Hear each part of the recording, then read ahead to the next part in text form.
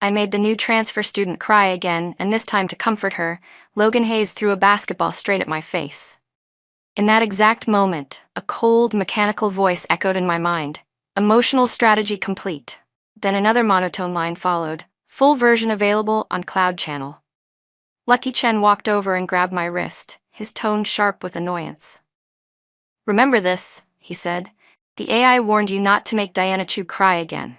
It was just a lesson, so stop complaining." Diana Chu was the transfer student who had just joined our class. I'd heard that she once cried for half an hour, simply because she didn't get first place. So, during the sports festival, I had to take that throw head-on, a clean, harsh impact that stung like fire. Along with the pain, there was also a strange sense of relief inside me. "Logan," I said quietly, "let's stop being friends. You're not as kind as I thought you were." Logan stared at me in disbelief. "You're ending our friendship just because I hit you with a basketball?" he asked, his tone incredulous. I shook my head. "It's not just that one time. Ever since Diana showed up, you've left me stranded 3 times. Let her teach me a lesson 8 times, and humiliated me in front of everyone 13 times just to please her. The worst part? Last time, you and your friends secretly left the campsite early, abandoning me alone in the wilderness. When people were worried, you said calmly, 'There aren't any wild animals here. What could possibly happen?' You even said that since I took first place from Diana, I deserved to be scolded. Since the day Diana Chu appeared, Logan has never stopped telling me to be more considerate of her. 'She's introverted and shy,' he said once. 'When she sees you running for class president, she feels jealous. You shouldn't be too competitive. She's sensitive and easily hurt. When she hears stories about our happy childhood, she just laughs bitterly, saying she only had a drunk father who beat her. She's so pitiful, Haley. What could you possibly have to compete with her for? Don't push her too far.' But Logan, did you ever remember that I was born with a congenital heart defect? That my body has always been too weak for me to even climb down this lonely mountain on my own? The Carter family and the Hayes family were once close neighbors, so ever since I was little I had been your tiny shadow, obediently holding on to the hem of your shirt and softly calling you Brother Logan. You always protected me, chasing away the kids who dared to call me weak. 'Haley's my little sister,' you'd say. 'Anyone who bullies her, I'll beat them up.' So when the system appeared and told me that if I could win Logan Hayes' heart, I would gain a healthy heart and a strong body, I accepted. I didn't understand what an emotional strategy really meant because I'd always cared about him. From innocent childhood to trembling adolescence, I had always been the shy girl walking behind him. Then the system told me the truth. This world was a novel. Logan Hayes was the male lead, Diana Chu was the female lead, and I, Haley Carter, was just a supporting character. I existed only to push the two of them together, and only when they fell in love would my mission be complete. The system said that ever since Diana appeared, she had been the only exception in Logan's heart. Only by treating me coldly would people see how much he treasured her. Only when I became the dull gray background could she shine in the warmth of his tenderness. Diana would be touched, she would find joy, she would let go of her insecurities, and finally take the first step toward him. She only needed to take one step, because Logan had already taken the other 99. But I didn't believe it. I couldn't. I refused to believe that the boy who grew up with me could truly be so heartless. Even if he didn't love me, after all these years we'd spent together, how could he abandon me for a girl he'd only known for a few months? How could he look down on me like that? Back then, I didn't understand why the system didn't argue with me. Now I do. Because the truth itself was the cruelest answer. From the campsite, I dragged myself out step by step. My palms were scraped, my knees bleeding. The night wind was freezing, but not as cold as the voice I heard ahead of me. Someone laughed and said, "You really did that to your childhood friend? Aren't you afraid she'll get angry? What if she decides to stop following you?" Logan Hayes chuckled, low, arrogant, and careless. "Why would I be afraid? She's followed me for years. She can't just stop. Besides," he shrugged, "if she really does, that'd be even better. I just don't want Diana to misunderstand." In that instant, it felt like my whole body was plunged into an icy pit. My heart seemed to stop. So he knew. They all knew. And yet, no one said a word. They just quietly watched me fool myself, watched me pretend that I was hiding it well. I let out a small, tired laugh. All these years I'd followed behind him patiently, devotedly, without ever feeling exhausted. Even after Diana Chu appeared, I still believed it was just a fleeting distraction. I kept telling myself that once he came to his senses, he'd remember. We grew up together. No one knew him better than I did. But he knew all that and still chose to take someone else's side, again and again. So what was the point of clinging to something so hopeless? Chasing someone for years is exhausting, and I was done. I didn't want to try anymore. Just then, Diana came running toward him, her face flushed and her voice trembling. "Logan," she panted, breathless. The crowd started murmuring and Logan looked at her, his expression relaxed and faintly amused. "What's wrong, Diana?" he asked with that confident half-smile. Her round eyes widened, nervous and conflicted. "I heard you abandoned Haley because of me. Is that true?" He tilted his head, his tone light, almost teasing. "So what if it is? Are you mad at me now?" He was handsome, his sharp, narrow eyes carried the same coolness as his mother's, and with just one glance, any girl's heart could skip a beat. Diana stammered. I'm really touched, but you shouldn't have done that. She'll be upset, and she might think it was my fault." Before she could finish, Logan pulled her into his arms. His voice rumbled low against her ear. "I only care about you. Why even bring her up? You know she wanted that title too, just to prove herself, and yet she still took it from you. Teaching her a lesson was already merciful. If she dares to blame you, I won't forgive her." Diana trembled in his embrace, then slowly raised her hands and held him back. The two of them stood there, framed perfectly like a romantic scene from a movie. Cheers and applause erupted from around them until someone suddenly shouted, "Haley." Everyone turned at once. Through the muddy ground and flickering flashlight beams, I stumbled forward, covered in scratches and streaks of blood where the branches and thorns had torn my skin. My clothes were ripped, my steps uneven. I gasped for air, trying to stay upright. Someone cried out first, "Oh my God, she's hurt," and the crowd rushed toward me. I managed to hold myself up for a few seconds more before everything went dark. In that final moment before I lost consciousness, I saw Logan release Diana and turn toward me, startled. I could tell what he was thinking. "It's just a mountain. Her body's gotten so much stronger lately, hasn't it? Why did she faint? Why does she look like she's about to die?" But he didn't know. My body only grew stronger because every time I showed him kindness, he responded in kind. Now that his tenderness was gone, my strength was fading too, like an oil lamp flickering out in the wind. Then, amid the blur of darkness, that cold, mechanical voice echoed again. "So please rest assured, host. Once your mission is complete, you will fully recover." When I opened my eyes again, the first thing I saw was Logan Hayes' bloodshot eyes staring back at me. The smell of disinfectant filled the air, cold and familiar, sharp enough to make my skin crawl. Outside the hospital room, voices were raised in heated argument. "This morning our daughter was perfectly healthy when she left." My mother's trembling voice broke through, full of fury. "How could you leave her alone on the mountain? You took a whole group hiking, and now she's in a coma?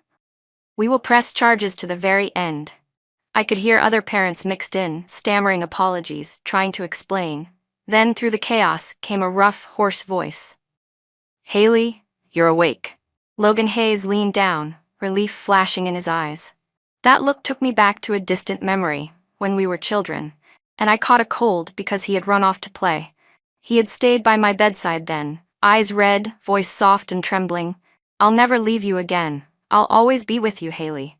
But now the boy who once made that promise said quietly, "I just wanted to teach you a lesson. I didn't think things would go this far." I stared at him, my thoughts echoing faintly inside. What did I do wrong? The math competition had been fair. Diana lost because of her own ability. How could anyone blame me? Yet Logan said, Diana really needed that opportunity. If she could just place high enough, she'd get early admission to college. You know her situation, Haley. She just wants to escape that family. So because she needed it, I had to give up? And what about me? Didn't I need it too? He looked at me like he was explaining some great truth. You can't compare the two of you, Haley. Diana grew up in a home where no one loves her. If she loses this chance, she's done for. But you've been loved since you were little. Even if you lose, nothing will change. It was the first time since Diana had appeared that he spoke to me gently. So Haley, don't blame her anymore. If you have to blame someone, blame me. Just don't let my parents get dragged into this, okay? I understood what he meant but didn't say aloud. If the investigation continued, Diana would be implicated too. So all that softness, all that pleading was only to protect her. I stared blankly up at the sterile white ceiling. I wanted to cry, but no tears came. There was no pain left, only emptiness. Maybe I'd stayed silent too long because Logan began to lose patience. He suddenly stood up, his chair scraping harshly against the floor, the sound splitting through the quiet room. "So what, Haley?" he shouted.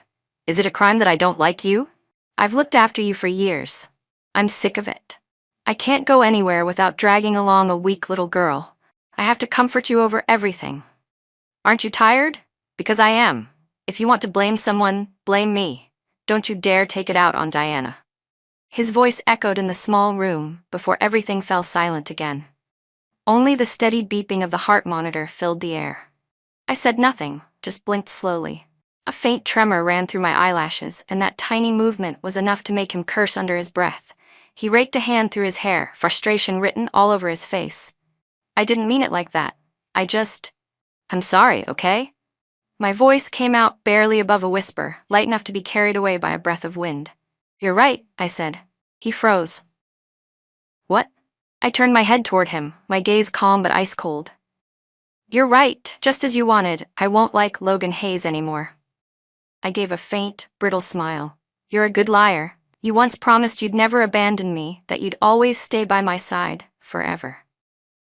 We were the same age. We'd known each other since the day we were born, same hospital, same preschool. Back then, your tiny shadow always stood in front of me, shielding me from everything. You'd turn back with that serious little face and say, "Haley, stay close, don't run off." And I always listened. I followed you everywhere, from childhood innocence, through the days when my heart began to understand love, until the 18th year of my life. That was the first time I stopped, the first time I let go of your sleeve. The first time I chose to walk down a road that led away from Logan Hayes. Because for once, I wanted something different. A body that could finally be strong on its own. "Good, I knew you wouldn't be that petty," Logan Hayes said with an easy smile, his voice lighter, relieved. But I couldn't tell how much of that relief came from knowing Diana Chu wouldn't be dragged into trouble, and how much came from knowing that I still loved him too much to blame him. I didn't bother guessing anymore. He went on, as if a heavy weight had been lifted from his shoulders. "See? Isn't it better when you're this understanding? Diana's really shy.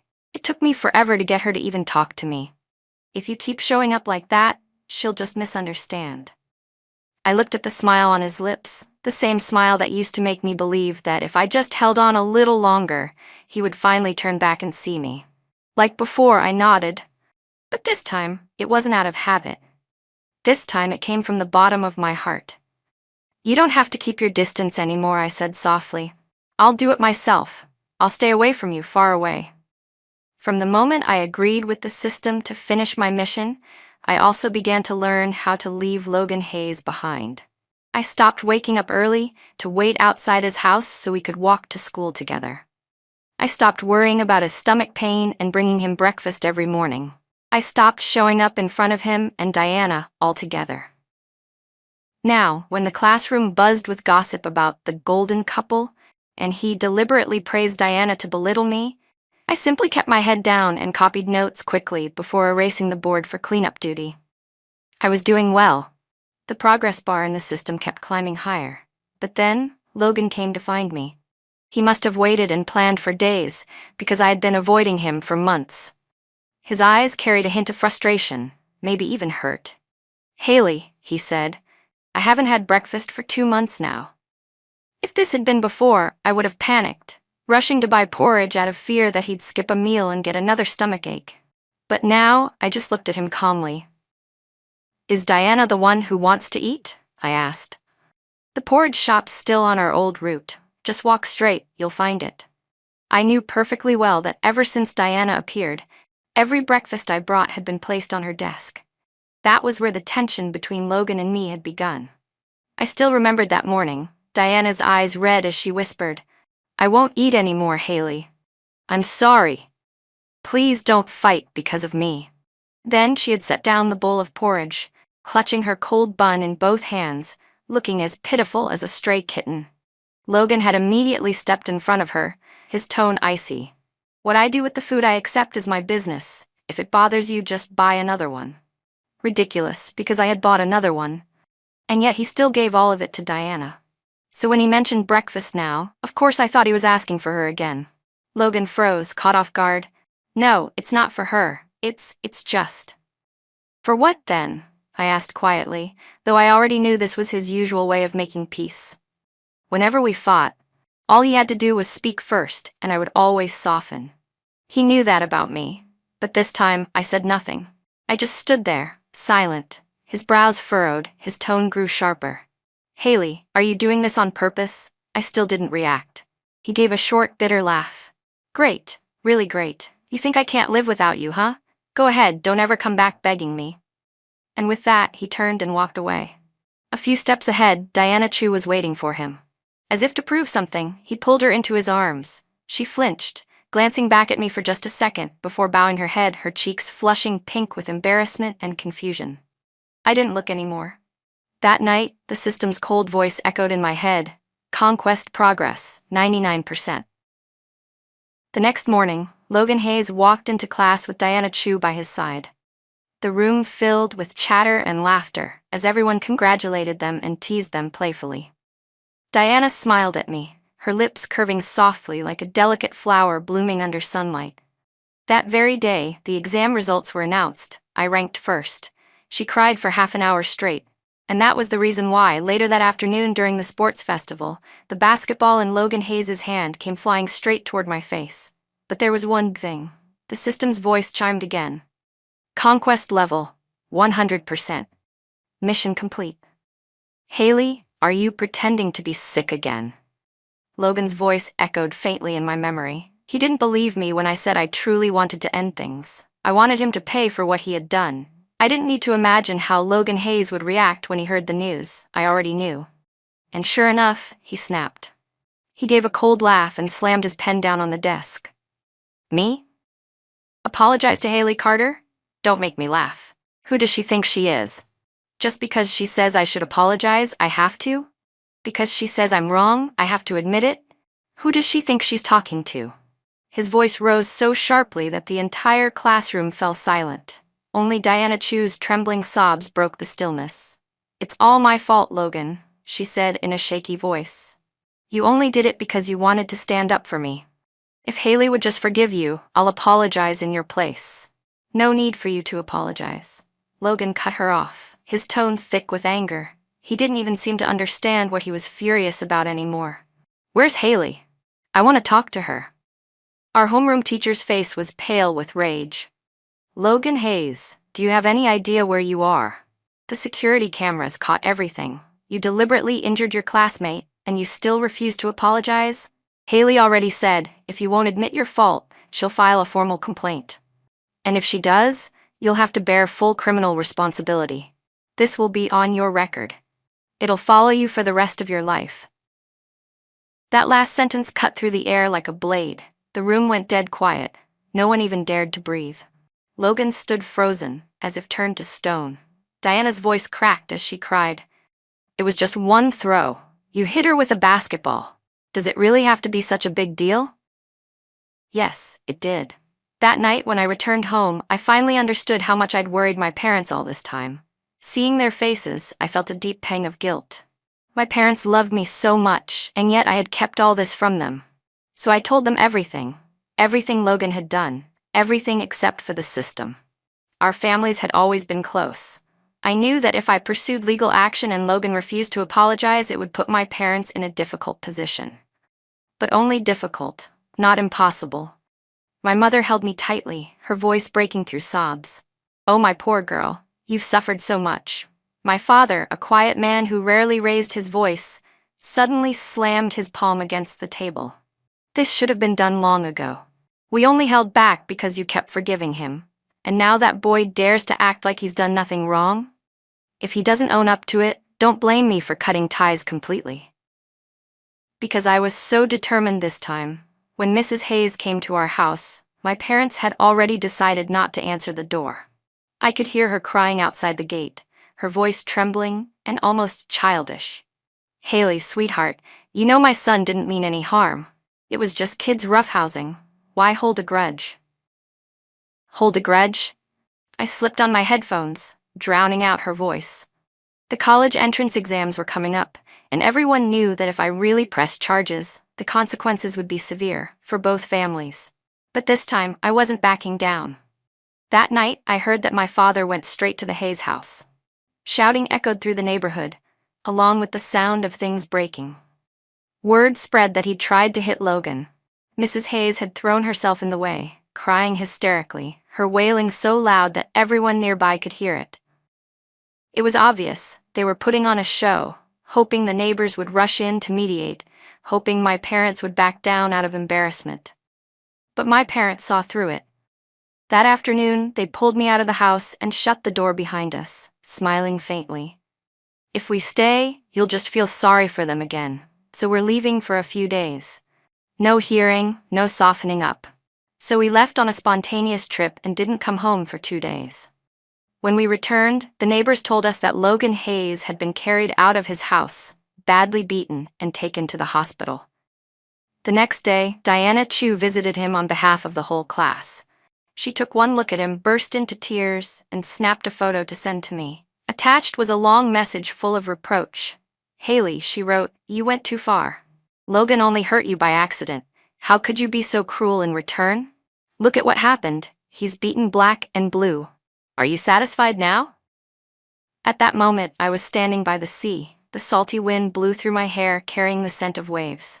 I opened her message, scrolled slowly, and looked at the photo. In it, Logan Hayes was lying on a hospital bed. His face was slightly swollen with a few bruises. He looked pitiful, but somehow not enough to be truly sympathetic. It was obvious Mr. Hayes hadn't hit him hard. The whole thing was just for show. It looked bad, but it wasn't serious at all. And anyone could tell, the photo was taken specifically to send to someone. I stared at the image for 2 seconds, then curled my lips into a faint smile and typed a single, cold line. "If there's no apology and no compensation, we'll go to court." Then I blocked the number. At the hospital, after reading my message, Mr. and Mrs. Hayes' faces went pale. Logan immediately turned to Diana Chu, frowning anxiously. "What did she say? What did Haley say to you?" Diana froze, startled, still speechless when Logan snatched the phone from her hands. Muttering under his breath, he started typing quickly. "She's probably just asking how bad it is. She doesn't really mean it. Always overreacting," he grumbled, pressing send. But a red exclamation mark appeared on the screen. Message failed to deliver. It was only then that he saw my brief, definitive text. His hand froze midair, and for some reason, a sharp ache pricked his chest. A few days later, my homeroom teacher called me into the office. His tone was lighter than usual, almost relieved. "The Hayes family has agreed," he said. "They'll issue a public apology and double the compensation, just as you requested." I only nodded. That Monday, under the national flag, in front of the entire school, Logan Hayes stood on the stage, gripping a piece of paper with trembling hands. Every word caught in his throat. "Haley Carter," he said, his voice hoarse, echoing through the courtyard. "I'm sorry." The morning wind brushed against my face as I stood among the crowd, head tilted upward toward the stage. Sunlight fell across his features, revealing every line of humiliation and anger. For someone as proud as Logan, this must have felt like a public execution. I thought that from this moment on, he would hate me. He'd always been the type to hold grudges, never forgetting even the smallest slight. I figured we'd finally be done with each other, strangers from here on out. But I was wrong.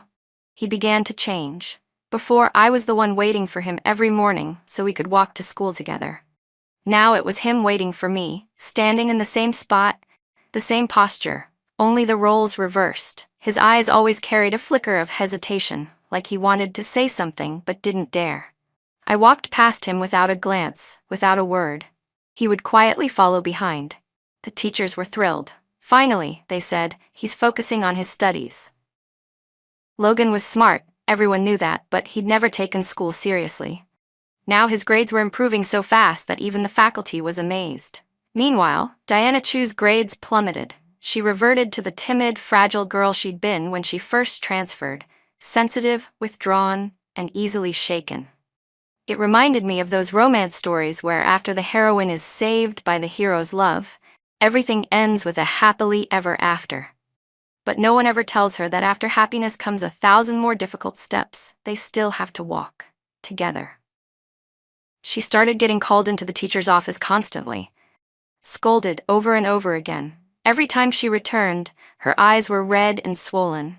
One afternoon, she suddenly turned to look at me with such bitterness that I was genuinely taken aback. Then she buried her face in her arms and began to cry. I frowned, confused, but said nothing. I lowered my head, packing my books a little slower than usual, and because of that 2-second delay, I ran into Logan Hayes in the hallway. He stopped, startled, eyes wide with alarm, as if he'd just witnessed something terrible. "Are you not feeling well again?" he asked. He still thought that the reason I'd been absent a few days ago was because my illness had relapsed. I suddenly remembered how in the past, whenever I even looked pale, he'd panic and carry me straight to the nurse's office, as if I were something fragile that could shatter in his arms at any moment. But later, when my condition worsened more often, he got used to it. Whenever I looked tired, he'd just shrug and say, "If you're not feeling well, just rest. No one's forcing you to follow me." It had been a long time since he'd last worried about my health. If he still cared, he would have known that during my most recent checkup, the doctor had looked at my test results in astonishment, calling me a medical miracle. And just as his hand was about to as his hand almost touched me, I stepped back half a pace and shook my head gently. "It's fine," I said softly. He froze, his hand suspended awkwardly in midair. His voice trembled a little. "Then, I'll get going." I lifted my gaze, meeting his eyes with calm detachment. "Excuse me," I said evenly. "Could you move aside?" He blinked, confused. I continued, "I'm leaving. I got early admission. There's no reason for me to stay anymore." Just as the system had told me, I was only a supporting character, a faint shadow in the love story between the male lead and the female lead. I existed merely as the backdrop that made his gentleness toward someone else shine brighter. Now the mission was complete. The male and female leads had finally found each other, and I, too, had gained a healthy body. There was nothing left to regret. But somehow, Logan Hayes misunderstood. He gave a small, trembling laugh. "Haley, are you really planning to avoid me forever?" I said nothing. He gritted his teeth, his voice low and strained. "If you're doing this just to make me bow my head, fine, you win." His eyes were bloodshot, and there was something like desperation in his tone. "These days without you, they've felt empty, Haley. Completely empty." His voice shook as he spoke, his eyes red and glistening, like he was the one who had been hurt all this time, not me. "I know everything was my fault," he said, "but I already apologized. What more do you want from me?" His tone turned soft, almost accusing, as if I were the unreasonable one refusing to forgive. "You'd really throw everything away over one misunderstanding? You used to say you'd always be by my side." I stayed silent, just looking at him. His eyes flickered over my face like a faint beam of light, filled with hesitation and pleading. "Haley," he whispered, "Diana's life has been really hard. I just wanted you to give her a little room. I didn't think you'd be this cold, always trying to compete with her for everything. That's why He stopped mid-sentence. "But I already knew the rest of it. That's why you had to teach me a lesson." So that's what he thought all along, that I deserved to be hurt.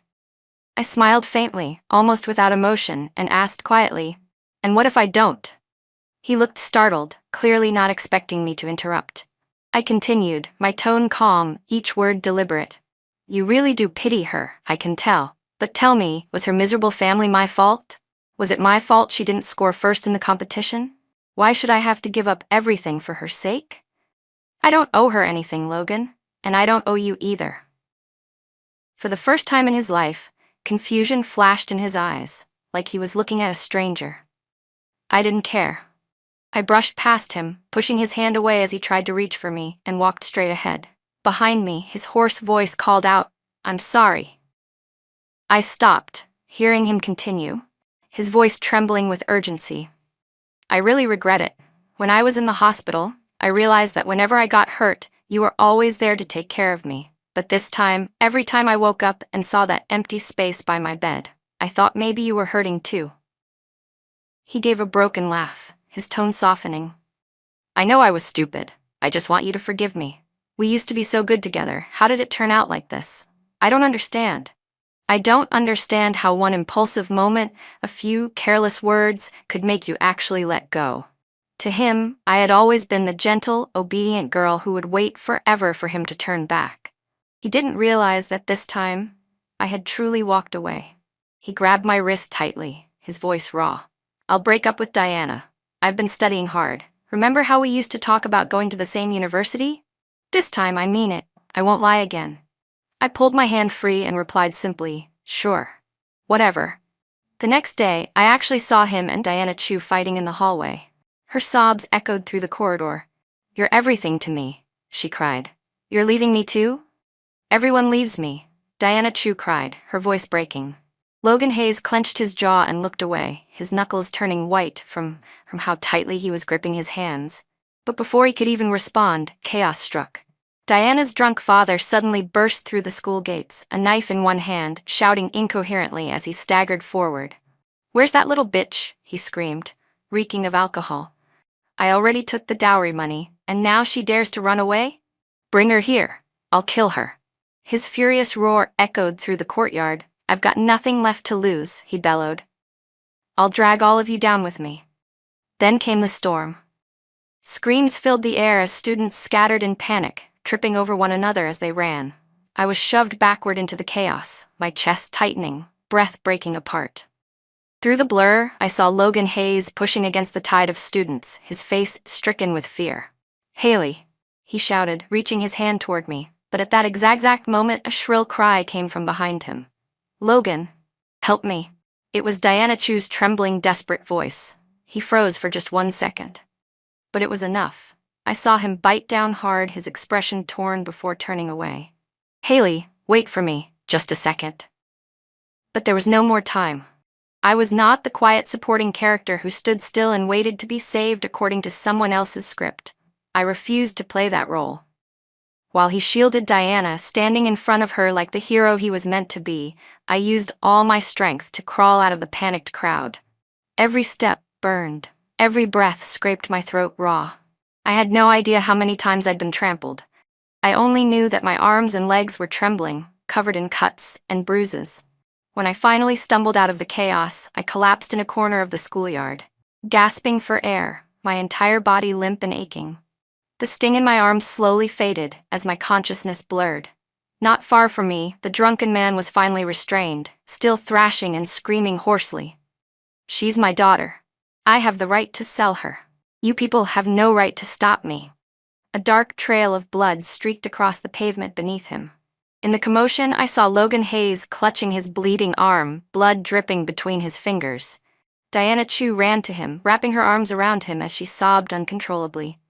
I thought I'd lost you, Logan. I was so scared. He froze for a moment, then finally lifted his hand to return her embrace. It was gentle, just gentle enough to convince everyone watching that everything painful, everything broken, had finally come to an end. Even the system's voice echoed in my head again, calm and satisfied, like a director watching the final perfect scene of a movie. See, host, it said. This is the fate of the male and female leads. They were born to belong to each other. You're just a supporting character. You were never meant to change the story. Its tone was detached, like it was reading the ending aloud. I smiled faintly, no anger, no argument. I simply stood up, bracing a hand on my knee, and quietly walked away from the scene. They'd gotten their happy ending, and I could finally leave this story behind. Across the yard, Logan Hayes held the trembling girl in his arms, whispering softly, "It's okay. It's over. You're safe now." He lowered his head with a faint smile. "See? I'm fine. Just a scratch." Then he chuckled under his breath. "Why are you and Haley both like this? Always making a big deal out of everything." But as soon as he said it, his body went rigid. A flash of panic crossed his eyes. He released Diana and spun around, looking wildly behind him. "Haley?" But I was gone. He ran to where I'd been standing moments ago, but there was nothing, just a few scattered footprints on the pavement and a couple of buttons that had been torn off in the chaos. No trace of me. No one at all. The aftermath shook the entire school. Diana's father was arrested and sentenced for assault, while she, the supposed victim, became the center of gossip. People whispered that she had known her father was coming, that she'd seen the knife in his hand, and instead of calling the police or warning anyone, she'd simply run away, leaving others to face the danger she'd caused. The rumor spread quickly, but very quickly, all those rumors were silenced, crushed by the power of the Hayes family. After all, Diana Chu was now the hero's girlfriend. The girl Logan Hayes had risked his life to save during the chaos. That day, he had practically torn through the whole school looking for me. But before he could even make it past the gates, his parents dragged him straight to the hospital to treat his wounds. Diana stayed glued to his side, eyes brimming with tears, clutching his hand as if she'd never let go. Logan looked up at his father, his tone anxious. What about Haley? She was hurt. What if her heart condition came back?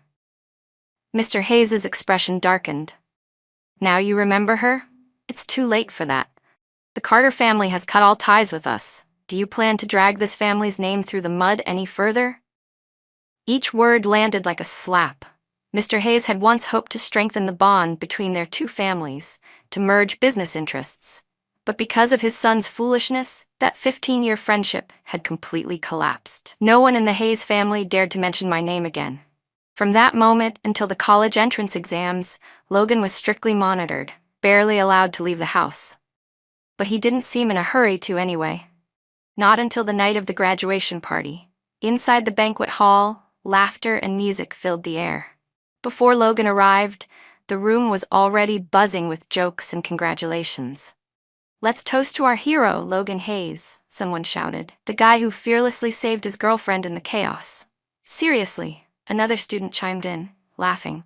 The perfect couple, handsome and brave, meets sweet and delicate. A match made in heaven. I heard he charged into the crowd to pull Diana out. Man, that's badass. Everyone laughed and raised their glasses. Logan was the star of the evening. In one corner, a boy nudged his friend and snickered. See? Even that pathetic lapdog finally got dumped. Haley Carter's gone, clean break. Another student joined in, teasing. Didn't Logan say he'd been sick of his childhood friend for ages? Guess she finally got the hint and disappeared. Diana, sitting beside them, blushed and waved her hands nervously. Don't say that. If Haley heard, she'd be upset. But she didn't notice the strange, fleeting looks that passed between everyone else. And at that exact moment, the door opened. Logan Hayes stepped in, still wearing his school uniform. His expression was cold, eyes sweeping across the room before he spoke, his low voice trembling slightly. Where's Haley? The room went silent. Only the faint background music continued, slow and distant. A boy finally cleared his throat and muttered, Didn't she get direct admission to Capital University? That's impossible, Logan said, a short, disbelieving laugh breaking from his lips. She told me she was applying to South University.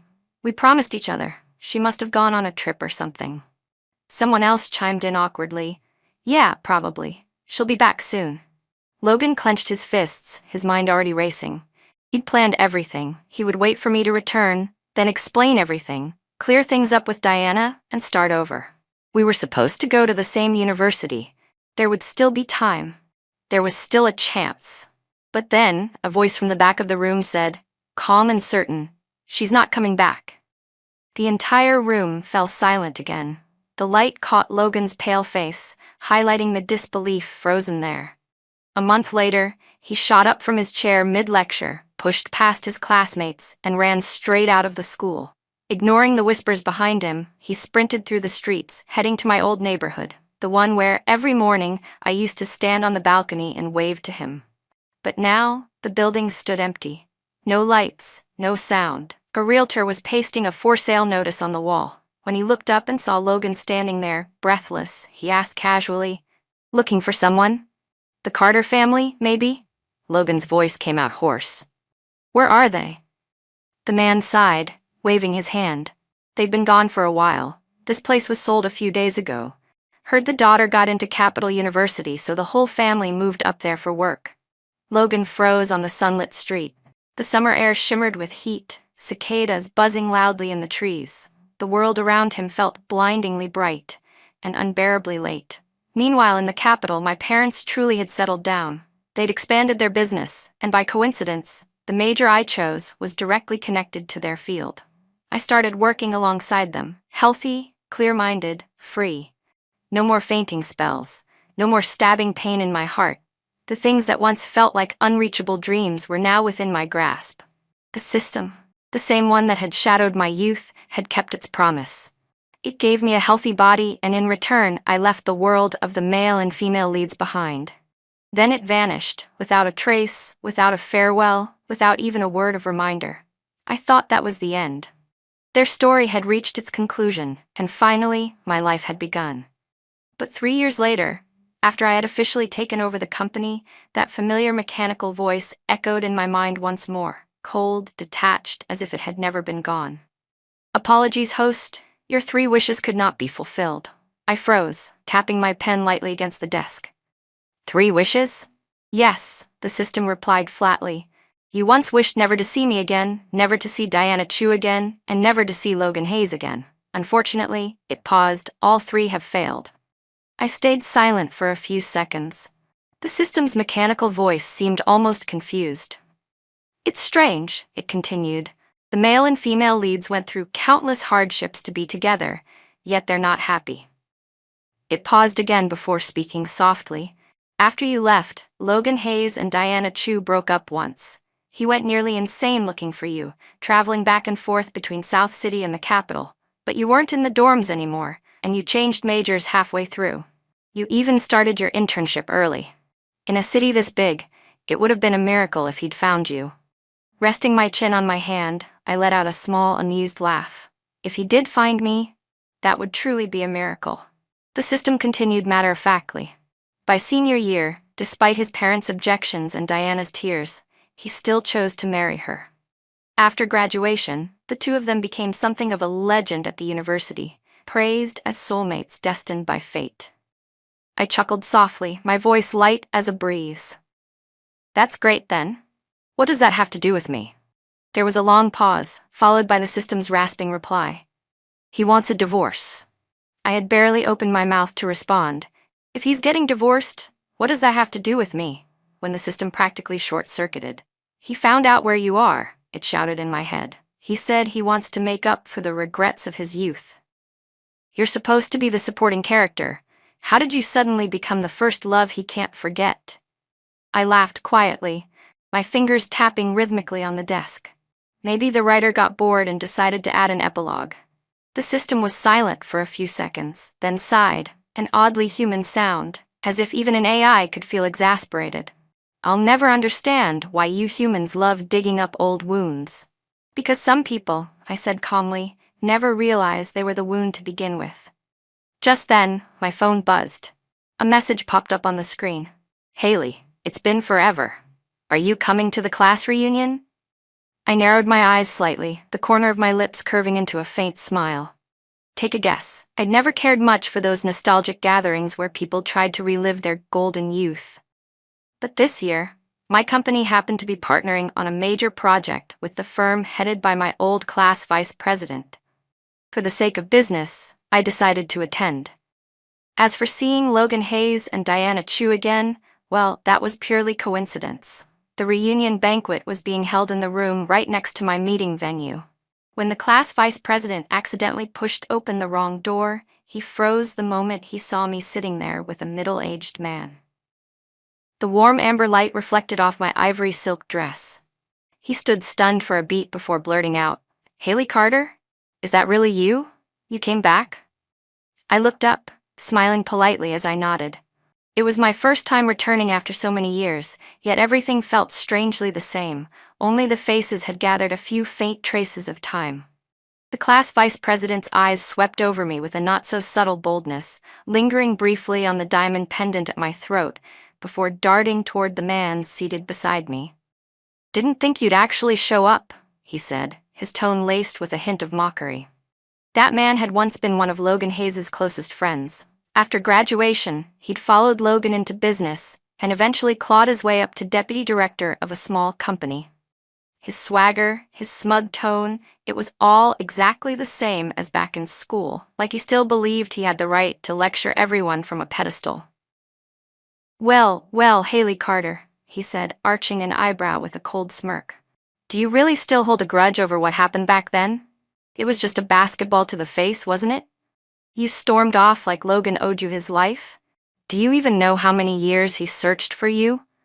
That guy grew up with everything handed to him, but for the first time, he was out there running around like a madman because of you. Did you have any idea what that did to him?" He crossed his arms, lowering his voice to a falsely patient tone, the kind men use when they think they're being wise. "You're back now, so stop being so stubborn. I don't want to see brothers ruining themselves over some woman again." I looked at his greasy, self-satisfied face and smiled faintly, my voice calm and airy. "And what about it?" Tilting my head slightly, I let my eyes curve with amusement. "You think I'm so desperate I'd eat trash? Don't flatter yourself, and don't mistake me for a garbage bin that has to hold every piece of filth tossed my way." He clearly hadn't expected me to talk back like that. His face flushed a deep red almost instantly. This was a man who'd tasted a sliver of power and thought that gave him the right to talk down to the world. He opened his mouth to snap something, but I cut him off, my tone still mild. "I heard your company's been having trouble getting funding. If you don't want to go bankrupt faster, I suggest you stop testing my patience." The smile froze on his lips. I could almost see the calculations behind his eyes. In the polished, deceptive world of business, I knew exactly who actually had power and who was just pretending. He forced out a brittle laugh. "It's just temporary. Once I finalize the investment deal with Sterling Group, everything will be fine." But his eyes flashed with irritation. "Women," he spat quietly. "You think having a little money means you can look down on people?" With that, he turned and stormed off. Yet after a few steps, he stopped, glanced back and sneered. "You really think you're something now? Don't forget, you used to be nothing but Logan Hayes's lapdog. Why act so high and mighty? Sooner or later, you'll crawl back to him, begging just like before." His gaze flicked to the middle-aged man sitting beside me, and his voice grew venomous. "And now you're having dinner with this old man? Who knows what kind of filthy things you've done in the capital to get where you are? Don't pretend that money's clean." The room temperature seemed to drop instantly. The middle-aged man, my business partner, Director Wang, who had been calmly sipping his wine until then, set his glass down and slowly rose to his feet. He tilted his head slightly and smiled, his raspy voice carrying the effortless authority of someone used to commanding boardrooms. "You're right about one thing," he said evenly. "Miss Carter doesn't look down on us." Then Director Wang turned to me, his expression smoothing into one of professional respect, almost reverent. "Miss Carter," he said carefully, "about the project proposal we discussed earlier." I could barely stand to look at the slick sheen of sweat on his forehead and the awkwardly sycophantic smile. Closing my eyes briefly, I kept my tone composed. "Director Wang," I said, "you told me this was a project meeting, yet apparently anyone can just walk in. I'm starting to think your company may not be serious about this partnership. Perhaps I should reconsider." "Wait, please, Miss Carter." Director Wang blurted out in a panic. His demeanor changed in an instant, all charm gone, replaced by the anxious professionalism of a man terrified of losing a deal. He turned furiously on the class vice president. "Who are you? Who let you in here? And another thing, who said Sterling Group agreed to invest in your company? How come I've never heard of this supposed deal?" The man's face went pale. A sick feeling crept up his throat. Who the hell are you two?" He didn't finish. The door suddenly swung open again. Logan Hayes walked in. He'd come to meet the vice president, but the moment he saw Director Wang, his expression brightened with hope. "Director Wang," he greeted eagerly. But then his eyes found me. The woman sitting calmly at the wine table, legs crossed, the faintest smile at the corner of my lips. His body went rigid. "Haley," his voice came out hoarse, tinged with disbelief and something like shame.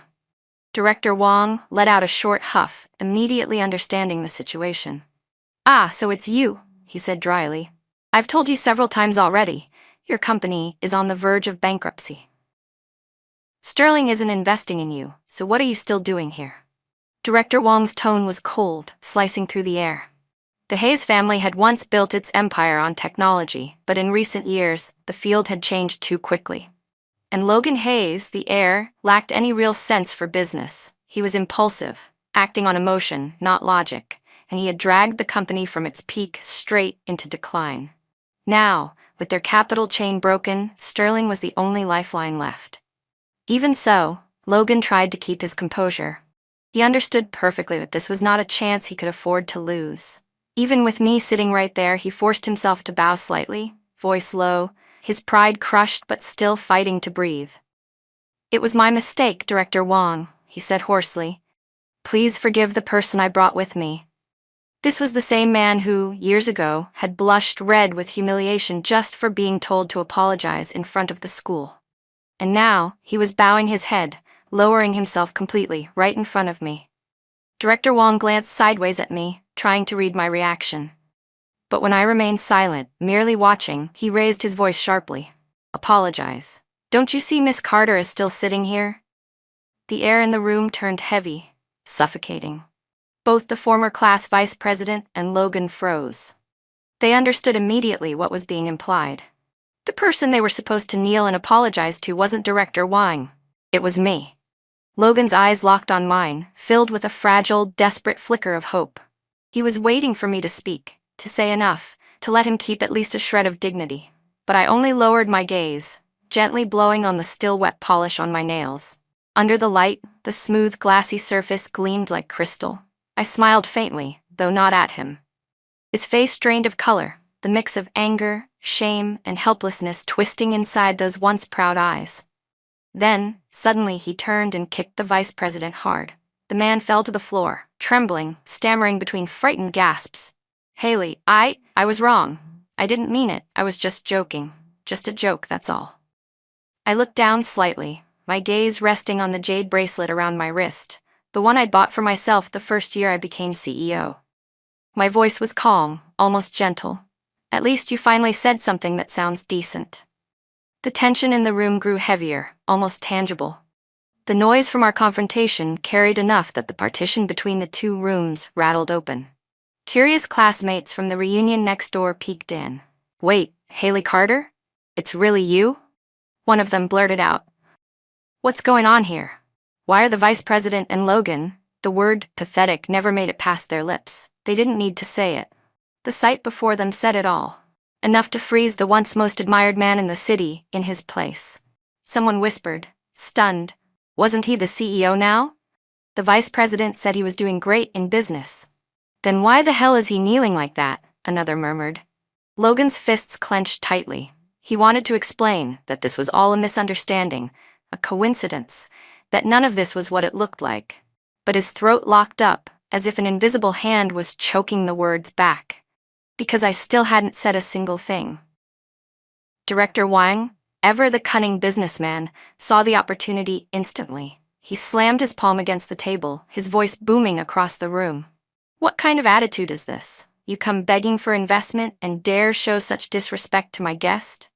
Then, with a measured pause, he turned to me, his tone suddenly grave. "I'll be honest, Miss Carter. If you leave here today unhappy, then this investment deal is off the table, permanently." The words hit like a hammer. All the color drained from Logan's face. He understood completely. If this deal fell apart, the Hayes family company would collapse for good. He bit down hard, lowering his head even further. Then, slowly, he lifted a glass of wine from the table. His eyes met mine one last time, wordless, hollow. And then he drank. The burn of liquor traced down his throat, harsh and unrelenting. It reminded me of that day, years ago, when he had watched me cry and turned his back. When the glass was empty, he slammed it down on the table. The sharp clang echoed in the silence. The white wine scorched his stomach, and his face turned pale, his lips trembling uncontrollably. He finally slumped back into the chair, one hand clutching his stomach, his voice hoarse. "Haley, my stomach hurts." In his eyes flickered a faint, pleading light, like if I just showed a hint of compassion, he might be saved. But I didn't move. My gaze stayed calm, almost cruel, mirroring that same look he once gave me years ago, when I tried desperately to explain that I hadn't hurt Diana Chu. and he sat there, unmoving, watching as I broke down in despair. Now our roles were reversed. My tone was as cold as a night breeze. It's just a lesson. Is that really worth whining about? Something in him seemed to crack. It was as if his soul had been drained in an instant. The only sound in the room was the soft clatter of a glass rolling off the table before shattering on the floor. A sharp scream broke through the silence. Diana shoved through the onlookers, rushing toward him and wrapping her arms around him.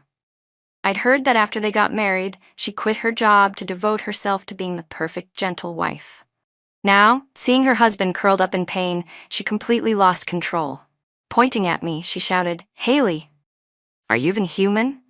Logan has stomach ulcers. How could you do this to him?" I laughed softly, the sound slicing through the air like a thin blade. He could have chosen not to drink. The moment I said it, Director Wong immediately jumped in, his tone fawning to the point of absurdity. Yes, of course. President Hayes, these are just the rules of the business world. You make a mistake, you pay for it. Surely you understand that. Logan pushed Diana's hands away and forced himself to stand. He ignored everyone else, his bloodshot eyes locked on me. His voice was raw, shaking. "If I drink this one too, will you forgive me?" The question silenced the entire room. Even Diana's sobs stopped short. Before I could reply, he tilted his head back and emptied the glass in one long gulp. Every drop. The sound of the cup hitting the table was dry and sharp. I watched him, but all I felt was exhaustion. It was nothing but a clumsy performance, an unsolicited act of repentance. When I left the room, Director Wong personally walked me out, bowing and smiling obsequiously. It was almost comical. Just as I was about to get into the car, a familiar voice cut through the night air. "Wait, we need to talk." I turned around. It was Diana Chu. She stood in front of the car door, eyes red and swollen, but her chin lifted high like she was clinging to the last scraps of pride. I glanced at her and spoke evenly. "You don't seem qualified." Her brows furrowed. I went on, voice cool. "Even Logan Hayes isn't worthy of sitting across from me. And you, empty-handed, trapped in a dying marriage, what do you have that makes you think we're equals?" She looked like a wounded animal, trembling before she suddenly lashed out, her voice breaking into a scream. "I'm not like you. I'm not fake like you are. You say you loved him, but you left him without even looking back. I would do anything for him." She lifted her chin, her expression fierce, as if she'd just claimed victory. "Haley, you're not worthy. You're not worthy to even appear in front of Logan. So what if he still can't forget you? We're married now. He's my husband. As long as I don't divorce him, you'll always be the pathetic third party, the shameless intruder." A laugh slipped from my lips, quiet but genuine, tinged with something close to pity. "Do you actually think I still love him?" Her eyes flickered with doubt. I continued, my tone light and detached. "He's a middle-aged man now, out of ambition, out of pride, defeated in both his career and his marriage. What part of that sounds appealing to you?" Diana's face went pale. She bit her lip and stammered, You just don't understand him. Logan has potential, he has dreams. He's just been waiting for the right chance." Her voice trembled, full of desperate conviction. "He saved me from the darkness. He made me believe I was worthy of being loved." The more she spoke, the shakier her voice became, her eyes glazing over with a kind of fragile devotion. "He's the light of my life. Only when I'm with him do I feel safe, cherished, like I'm truly someone's only one." I looked at her silently, my expression faintly softening, but only with the kind of pity one feels for someone trapped in their own illusion. If I hadn't once been dragged down just to make her shine, maybe I would have found her little monologue touching. Unfortunately, in their story, I was always meant to be the backdrop, the dirt beneath their feet. I spoke slowly, my tone still soft. "You should divorce him." Diana froze, as if I'd stepped on an open wound. Her face flushed crimson before she shouted, "You're jealous, aren't you? You have everything, money, power, status, but you never got Logan. You're jealous because in the end, he chose me. You want me to divorce him so you can crawl back to him, right? Keep dreaming, Haley." She regained her false confidence after that, straightening her back and walking away, her heels striking the floor like war drums. I watched her leave, tilting my head slightly, genuinely puzzled.